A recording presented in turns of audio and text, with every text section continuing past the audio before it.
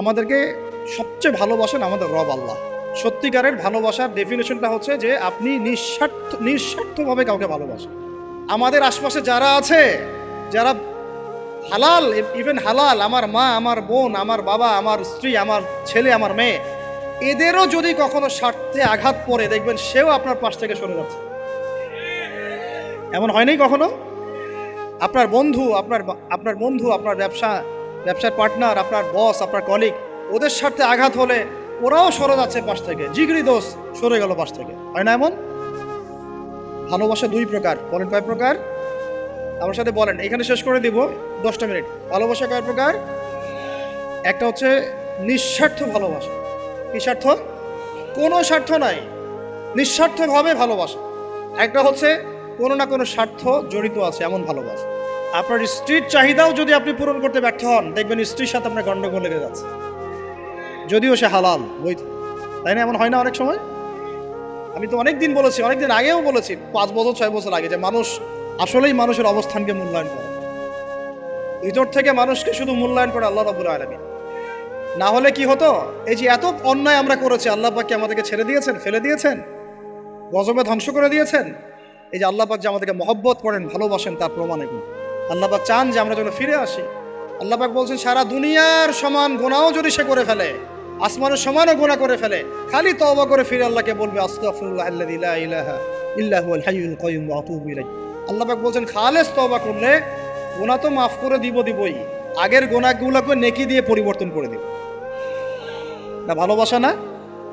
আল্লাহ পাক সৃষ্টি করেছেন আমাদেরকে ভালোবেসে। কোরআন খোলেন, সূরা সদ পড়েন। সূরা সদের মধ্যে দেখবেন আল্লাহ বলছেন, খালাকতু বিয়াদি মা মানাআকা আল্লা তাসজুদা খালাকতু বিয়াদাই, মানে তুমি ইবলিস কেন তাকে সিজদা করলা না যাকে আমি নিজ হাতে সৃষ্টি করেছি। এটা মহব্বতের বহিঃপ্রকাশ না? আল্লাহ আমাদেরকে নিজ হাতে সৃষ্টি করেছেন। আল্লাহ পাকের হাত কেমন এটা আমরা ব্যাখ্যা করতে যাব না। এর হাতের অর্থ কি সেটাও ব্যাখ্যা করার, তাওয়িল করার দরকার নাই। কোরআনে আসছে যেভাবে সেভাবে আমরা ঈমান রাখবো, ঠিক আছে ভাই? এখানে আবার অনেকে অনেক তালগোল পাকায় ফেলে এবং বিভ্রান্ত হয়ে যায়, এদিকে যাওয়ার দরকার নেই। এখানে বোঝানো হচ্ছে আল্লাহ রাব্বুল আলামিন আমাদেরকে মহব্বত করে সৃষ্টি করেছে। এই পুরো সৃষ্টি জগৎটাই তো আল্লাহর মহব্বতের বহিঃপ্রকাশ। সবকিছু এত নিপুণভাবে চলতেছে, এটা মহব্বতের বহিঃপ্রকাশ না? আমি আপনাদেরকে নিয়ে যদি কোনোদিন কক্সবাজারের সৈকতে তারা দেখাতে পারতাম, তাহলে আমি বুঝাইতে পারতাম আপনাদেরকে যে এই মহাবিশ্বটা ঠিকই আছে। কিন্তু তারার মধ্যে একটা গাণিতিক ক্যালকুলেশন আছে যেটা সবাই জানে না। যারা একটু অ্যাস্ট্রোনমি নিয়ে পড়াশোনা করেছে তারা জানে। আপনার মানে মাথার বিবেকই উল্টায় যাবে যে এত সূক্ষ্মভাবে কিভাবে আল্লাহ রাব্বুল আলামিন এই মহাবিশ্ব সৃষ্টি করলেন। এক চুল এদিক ওদিক হলে পুরো বিশ্ব কায়নাত ধ্বংস হয়ে যায়। এটা কি আল্লাহ পাকের মহব্বতের পরিপ্রকাশ না? আল্লাহ পাক তো বরং বলেছেন পুরো সৃষ্টি পরিবারটাই আল্লাহর আল্লাহর পরিবারের অন্তর্ভুক্ত। সুবহানাল্লাহ। এমনকি আল্লাহ পাক আমাদেরকে বলেছেন, তোমরা জমিনবাসীর সবার উপর রহম করো। ইরহামু মান ফিল আরদ ইয়ারহামুকুম মান ফিস সামা। তোমরা সবার উপর রহম করো, দয়া করো। দয়া রহম এটা তো মহব্বতের একটা অংশ। তোমরা সবার উপর দয়া করো, রহম করো, মহব্বত করো। এটা কি হবে? তাহলে আল্লাহ পাক আসমানে যিনি আছেন, আল্লাহ পাক তোমাদের উপর রহম করবেন। আমরা সেই মহান সত্তার ভালোবাসার থেকে বের হয়ে হারাম এই যৌন ভালোবাসার দিকে যাওয়ার চেষ্টা করছি। আসলে এটা ভালোবাসা না, যৌনতা, এর দিকে যাওয়ার জন্য এইসব করছি। আল্লাহ পাক আমাদেরকে মাফ করে যেন হেদায়েত দান করেন। আল্লাহ পাক কত ভালোবাসেন এটা নিয়ে বলতে গেলে আজকে রাত শেষ হবে। দেখেন, আল্লাহ রাব্বুল আলামিন আদম আলাইহিস সালামকে সৃষ্টি করেছেন, করে সমস্ত নাম শিক্ষা দিয়েছে। নাম মানে হলো ইলম। নাম মানে কি? ভালো না বাসলে আল্লাহ পাক কাউকে সবচেয়ে সেরা কিছু দান করেন। সূরা ৩ আল্লাহ পাক কি বলেছেন? তিন ওয়াজ জাইতুন, এগুলো শপথ করে, লাকাদ খালাকনাল ইনসানা ফি আহসানি তাকওয়িম। মানুষকে সবচেয়ে শ্রেষ্ঠ কাঠামো আল্লাহ পাক দিয়েছে, দেন নাই? তো কাউকে যদি মহব্বত না করা হয়, তাকে আপনি সবচেয়ে সেরাটা কি দিতে পারবেন? আল্লাহ পাক আমাদেরকে মহব্বত করেন, ভালোবাসেন, এবং আল্লাহ চান আমরাও যেন তাকে মহব্বত করি, তাকে ভালোবাসি। এবং আমরা যদি কাউকে ভালোবাসি, আল্লাহর জন্য ভালোবাসবো। কাউকে ঘৃণা করি, আল্লাহর জন্য ঘৃণা করি। মহব্বতও আল্লাহর জন্য, ঘৃণাও কার জন্য? আল্লাহর জন্য। আল্লাহ পাক সমস্ত ইলম শিক্ষা দিলেন। এটা কি ভালোবাসার বহিঃপ্রকাশ না? নূহ আলাইহিস সালামের কওম দীর্ঘদিন আল্লাহর কথা শুনে না, আল্লাহ পাক সবর করলেন, ধৈর্য ধরলেন, গজব দিলেন না, শেষ পর্যায়ে গিয়ে আযাব দিয়েছেন। এই যে আল্লাহ পাক সুযোগ দেন, সময় দেন, এটাকে আল্লাহ পাকের ভালোবাসা, দয়া না? এরকম প্রত্যেকটা কওমের ক্ষেত্রে হয়েছে। আমি তো ফিল করলাম এই ভালোবাসা নিয়ে ঘাটাঘাটি করতে গিয়ে যে আসলে আল্লাহ পাক যে আমাদেরকে সবচেয়ে বেশি মহব্বত করেন, তার সবচেয়ে বড় নিদর্শন কি জানেন? আমাদের কাছে আল্লাহ রাব্বুল আলামিন আল কোরআনের মতো কিতাব নাজিল করেছেন, আর আমাদেরকে আল্লাহ পাক নবী মুহাম্মদ সাল্লাল্লাহু আলাইহি ওয়াসাল্লামের উম্মত বানিয়েছেন।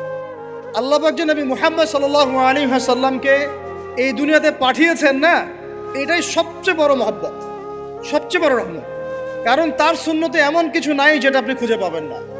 আর তিনি আমাদেরকে যে মহব্বত করতেন, মুহাম্মদ সাল্লাল্লাহু আলাইহি ওয়াসাল্লাম আমাদেরকে যে মহব্বত করতেন, তিনি আমাদেরকে বলতেন যে আমরা তার ভাই। আমরা তার কি ভাই? মানে কি মায়ের পেটের ভাই? এটা বোঝানো হয় নাই। একটা হাদিসে তিনি বলেছেন আমি তো পিতৃতুল্য। তার মানে কি সত্যি সত্যি বাবা সন্তানের সম্পর্ক? রুহানি পিতা। তিনি কি ইমাম নন?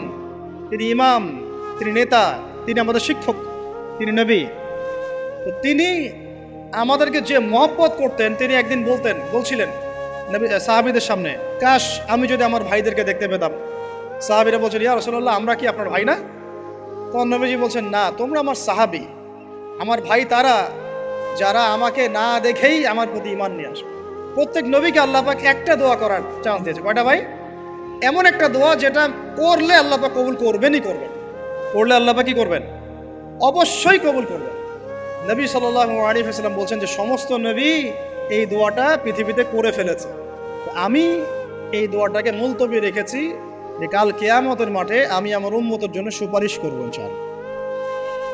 এবং নবী সাল্লাল্লাহু আলাইহি ওয়াসাল্লামের সুপারিশে বহু কবিরা গুনাহগার মুসলমান যারা জাহান্নামের ফয়সালা হয়ে গেছে, তাদেরকে আল্লাহ পাক কিছুটা শাস্তি ভোগ করালে হলেও আবার জান্নাতে নিয়ে আসবে। তিনি আমাদেরকে মহব্বত করেন না? করতেন না? চিন্তা করেন তাহলে আমরা তার দিনকে কি মহব্বত করলাম, আমরা তার হুকুম হাকামের বিধিবিধান সুন্নতে কি মহব্বত করলাম, চিন্তা করেন। একটা হাদিসে নবীজি স্পষ্ট করে বলছেন এটা আমাদের জন্য একটা কষ্টি পাথর। এটা একটা কি কষ্টি পাথর। তিনি বলছেন লা ইউমিনু আহাদুকুম, তোমাদের মধ্যে কেউ মুমিন হইতে পারবে না। কি হইতে পারবে না? মানে প্রকৃত মুমিন হইতেই পারবে না তোমরা। এ আমার উম্মত, তোমাদের মধ্যে কেউ প্রকৃত মুমিন হইতেই পারবে না যতক্ষণ না হাত্তা আকুনা আহাব্বা ইলাইহি মিন ওয়ালিদিহি ওয়ালাদিহি ওয়ান নাসি আজমাইন, যতক্ষণ না আমি মুহাম্মদ সাল্লাল্লাহু আলাইহি ওয়াসাল্লাম তোমাদের কাছে নিজের কি সন্তান, নিজের বাবা মা এবং সমস্ত মানব জাতির থেকে বেশি প্রিয় না হচ্ছে। হাদিসটা আবার বলি, নবীজি বলছেন কেউ ততক্ষণ পর্যন্ত প্রকৃত মুমিন হতে পারবে না যতক্ষণ না আমি মুহাম্মদ সাল্লাল্লাহু আলাইহি ওয়াসাল্লাম তার কাছে তার সন্তান, তার পিতা, এমনকি সমস্ত মানব জাতি থেকে বেশি প্রিয় না হচ্ছে। আমরা যারা আগামীকালকে এইটার প্রিপারেশন নিয়েছি, আসলে কি আমাদের কাছে নবী প্রিয় বেশি না আমাদের দুনিয়ার স্বার্থ বেশি প্রিয়? যারা এগুলো করবে তাদের কাছে কি সত্যিই নবী প্রিয়? তাহলে তারা করতে পারতো না। যদি নবী আমাদের কাছে সবচেয়ে বেশি প্রিয় না হয়, আমরা মুমিন হতে পারছি না। আর যাদের কাছে নবী প্রিয় তারা কখনো এমন হারাম কাজে যেতে পারবে না। যারা যাচ্ছে তারা কখনোই নবীকে ভালোবাসেন না, কোশ্চিনকালেও না। শোনেন, ওমর রাদিয়াল্লাহু আনহুর নাম শুনেন নাই? বললে অনেক কথা ভাই, অনেক কথা, কোনটা রেখে কোনটা বলে। ওমর রাদিয়াল্লাহু আনহু একদিন এসে বলছেন খলিফাতুল মুসলিমিন, মুসলিমদের তিনি খলিফা। জান্নাতের সুসংবাদপ্রাপ্ত 10 জন সাহাবীর একজন। জান্নাতের সার্টিফিকেট পেয়েছেন পৃথিবীতে কয়জন সাহাবী?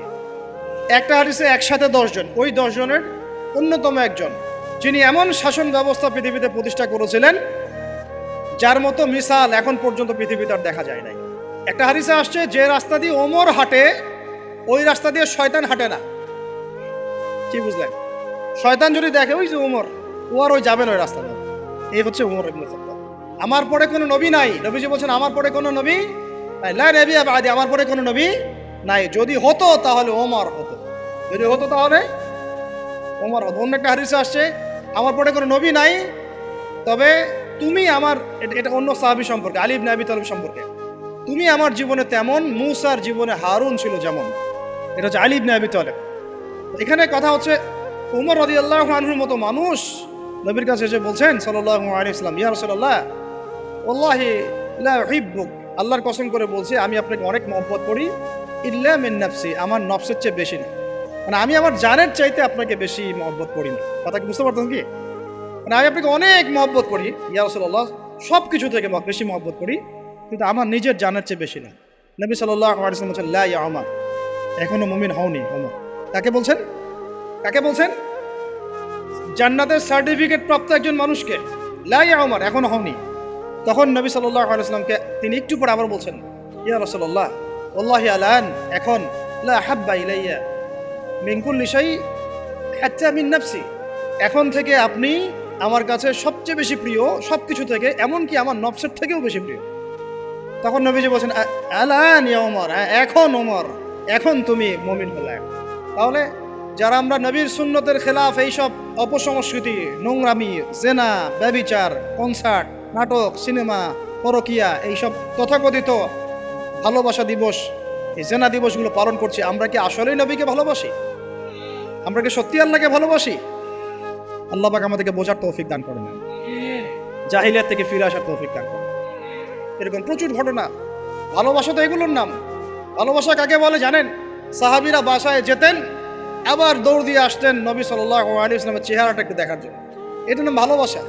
আপনারা যদি উমরা করতে যান, হজ করতে যান, দেখবেন বারবার আপনার নবীর রওজায় গিয়ে সালাম দিতে মন চাইবে, আরেকবার দেখা করে আসি, আরেকটু দেখা করে আসি, আরেকবার সালাম দিয়ে আসি। ভালোবাসা, কোন স্বার্থ আছে এখানে?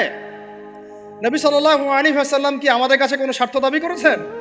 আল্লাহ করেছেন। এগুলো ভালোবাসা। এই ভালোবাসা হলো প্রকৃত ভালোবাসা। আর এগুলো যেটা চলছে এটা হচ্ছে যৌনতা। এগুলো কি চলছে? যৌনতা। ভালোবাসার নাম দিয়েছে এখন যৌনতা। এগুলো ভালোবাসা না, এগুলো পাশবিকতা, প্রবৃত্তির দাসত্ব। প্রবৃত্তি মানে মন যা চায় তাই করতে যাচ্ছে। আপনার মন চাইছে একটা মেয়ের সাথে রাত কাটাবেন, এটাকে আপনি ভালোবাসা নাম দিলেন, কিন্তু এটা হচ্ছে ভালোবাসা না, এটা কি প্রবৃত্তি, পশুত্ব, দাসত্ব, পশুত্বের দাসত্ব করছে। আল্লাহ পাক আমাদেরকে কথাগুলো বোঝার তৌফিক দান করুন। এরকম সাহাবীরা কত ত্যাগ করেছেন। তালহা রাদিয়াল্লাহু আনহুর নাম শুনেন না অনেকেই। নবী সাল্লাল্লাহু আলাইহি ওয়াসাল্লাম উহুদ যুদ্ধের দিন সংকটময় একটা অবস্থায় ছিলেন। তালহা রাদিয়াল্লাহু আনহু একা নবী সাল্লাল্লাহু আলাইহি ওয়াসাল্লামকে ঢাল হিসেবে পিঠ পেতে দিয়ে আসেন, উনার দিকে কোনো তীর যেন আসতে না পারে। শেষে দেখা গেল তার গায়ের মধ্যে 40 থেকে 50টা তরোয়ারের আঘাত আছে, তীরের খোঁচা আছে, বর্ষার খোঁচা আছে। এই অবস্থায় তিনি নবীকে কাঁধের মধ্যে নিয়ে উহুদ পাহাড়ে উঠেছেন নবীকে সেভ করার জন্য। ভালোবাসা এটা কি? কোন স্বার্থে? কিসের স্বার্থে? দুনিয়ার স্বার্থে? জান্নাতের স্বার্থে। একজন সাহাবী বাড়ি নির্মাণ করেছেন, তো নবী সাল্লাল্লাহু আলাইহি ওয়াসাল্লাম দেখে একটু খালি মানে হয় না, তুমি কে, কার বাড়ি এটা? বললেন আচ্ছা অমুক সাহাবীর বাড়ি। নবীজি একটু ভ্রু কুঞ্চিত করলেন, পছন্দ করলেন, কিছু মুখে বলেন নাই, মুখে কিছু বলেন নাই, খালি একটু অসন্তুষ্ট হয়েছেন, এক্সপ্রেশন দেখতে বোঝা যাচ্ছে। তখন ওই সাহাবীকে জানানো হলো, তোমার বাসার সামন দিয়ে তো আল্লাহর নবী সেদিন হেঁটে গেলেন, তারপরে আমার বাসা দেখে, তোমার বাসা দেখে আল্লাহ নবী সাল্লাল্লাহু আলাইহি ওয়াসাল্লাম একটু অসন্তুষ্টি প্রকাশ করেছেন, মুখে কিছু বলেন নাই, এক্সপ্রেশন ছিল একটু অসন্তুষ্টিমূলক। 3 দিনের মধ্যে সেই বাড়ি ভেঙে গুড়িয়ে দিয়েছে। যে বাসা দেখে আল্লাহ নবী সন্তুষ্ট হন না, আমি বাসা রাখবই না। ভালোবাসা কিসের জন্য? কার জন্য? কার স্বার্থে বলেন? আল্লাহর জন্য, জান্নাতের জন্য, আল্লাহর স্বার্থে, আল্লাহর জন্য। কতগুলো বলে শেষ করবো আপনাদেরকে। সাদ বিন আবি ওয়াক্কাস রাদিয়াল্লাহু আনহু উহুদ যুদ্ধের দিন এইরকম করে তীর নিক্ষেপ করছেন।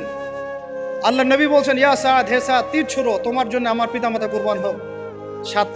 আশপাশে 9 জন ছিল, তার মধ্যে একজন করে শহীদ হতে শেষে 2 জন বেঁচে থাকলো, সাদ বিন আবি ওয়াক্কাস, তালহা বিন উবাইদুল্লাহ রাদিয়াল্লাহু আনহু। এগুলো তারা কেন করেছেন? ভালোবাসার জন্য। ভালোবাসা এগুলোর নাম। কতগুলো বললে শেষ করবো আপনাদেরকে বলেন। নবী সাল্লাল্লাহু আলাইহি ওয়াসাল্লামের কাছে একজন সাহাবী আসেন ইসলাম কবুল করতে এসে হাতের মধ্যে কিছু বালা, আংটি থাকে না, এগুলো ছিল, এগুলো খুলে ফেলে দিয়েছেন নবী সাল্লাল্লাহু আলাইহি ওয়াসাল্লাম, খুলে ফেলে